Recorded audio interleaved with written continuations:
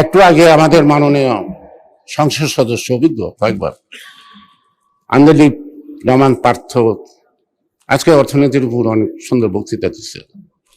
তার বক্তব্যে Islamic bank অর্থাৎ ইসলামিক সিস্টেম যে ব্যাংকগুলির যথেষ্ট তিনি গুরুত্ব আরোপ করেছেন। স্বাধীন বাংলাদেশ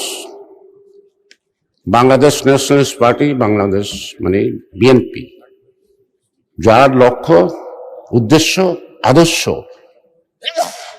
ধর্মীয় মূল্যবোধ, এখানে পার্টিকুলার কোনো ধর্মের কথা বলা হয়নি, যত ধর্মের লোক আছে তাদের মূল্যবোধকে আফোল্ড করা।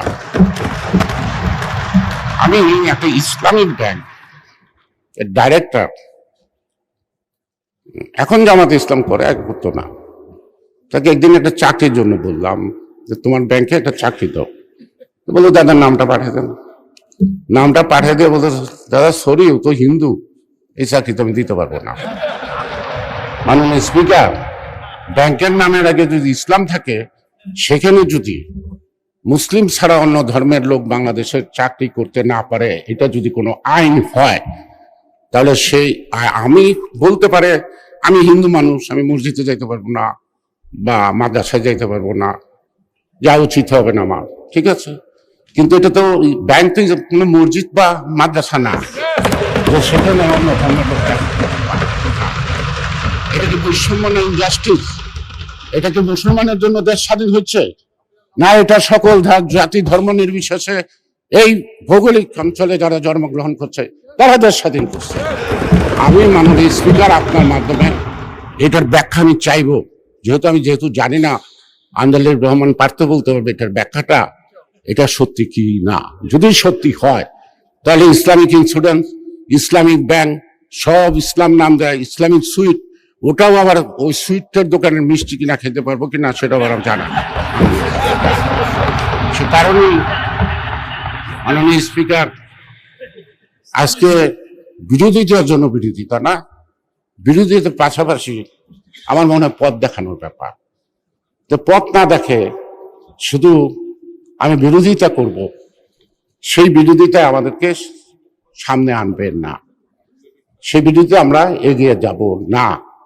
সে কারণেই এই বাজেটের মধ্যে দর্শন আছে, এই বাজেটের মধ্যে রাজনীতি আছে, এই বাজেটের মধ্যে রাজনীতি আছে। এই বাজেটের মধ্য দিয়ে বাংলাদেশ একটা জাতি ধর্ম নির্বিশেষে জিয়াউর রহমান একটা জাতি উপহার দিয়েছেন, সেই জাতির নাম বাংলাদেশী।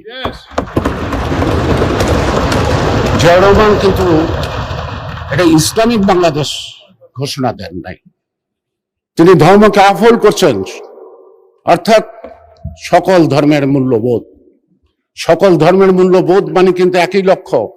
কোন ধর্মই মানুষকে খারাপ কথা বলতে বলে নাই, কোন ধর্মই মানুষকে অসৎ পথে চলতে বলে নাই, কোন ধর্মই কিন্তু খুন খারাপি রাহাজানিকে পছন্দ করেন নাই।